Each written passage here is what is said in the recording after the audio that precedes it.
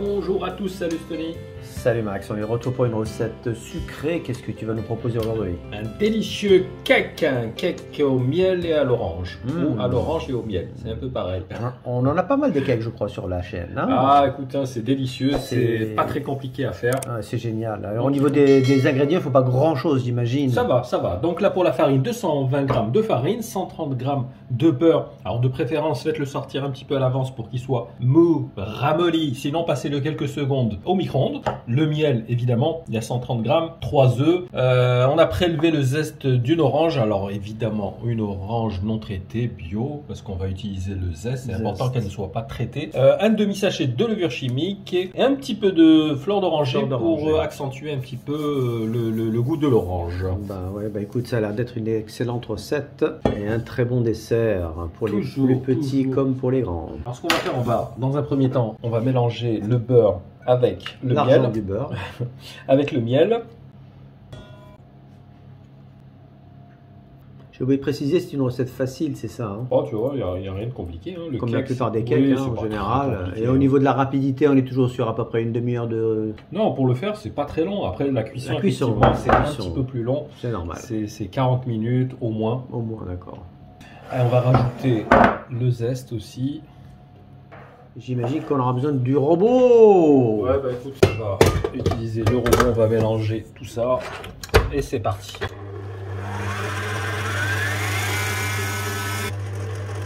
On va rajouter les œufs un à un. Donc chaque fois.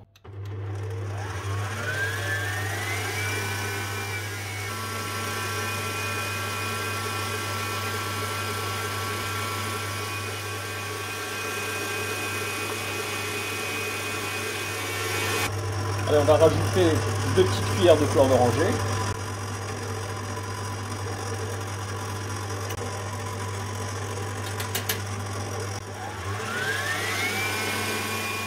On termine avec la farine. Donc on va dans un premier temps mélanger la moitié du sachet avec la farine. Donc toujours mélanger la levure avec la farine.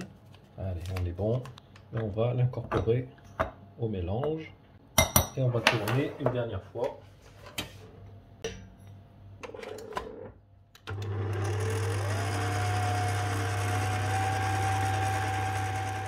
Voilà, c'est bon. On va mélanger encore une dernière fois avec la spatule. Donc, un moule à cake, beurre et un moule à cake.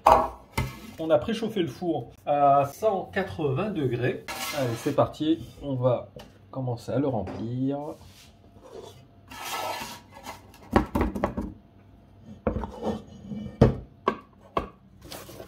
Voilà. On tapote un petit peu, on chasse l'air, on égalise bien. Voilà, donc on va enfourner. Allez, on va baisser un petit peu. On a préchauffé à 180, on va baisser à 170. On va laisser 40-45 minutes jusqu'à ce qu'il ait une belle couleur dorée, bien cuit à l'intérieur. À tout à l'heure. À tout à l'heure. Oh, tu sens cette odeur d'orange dans la cuisine. Ça sent bon. Ah, c'est excellent. 40 minutes c'est ça, à 170. Donc on vérifie toujours avec la pointe d'un couteau.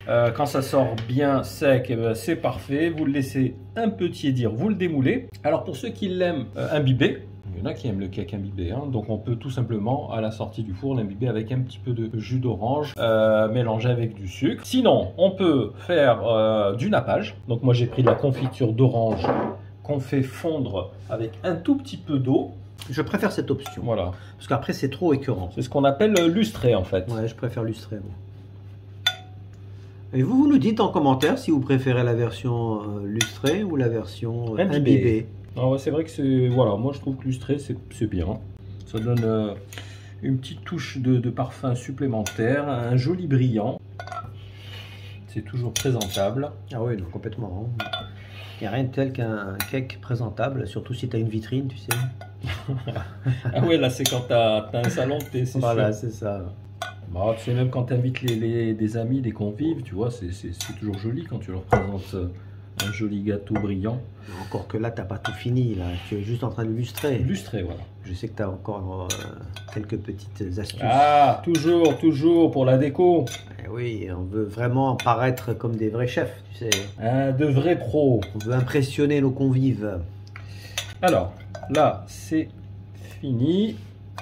comme tu dis, la dernière touche. Donc on prend simplement des oranges confites, des quartiers d'oranges confites.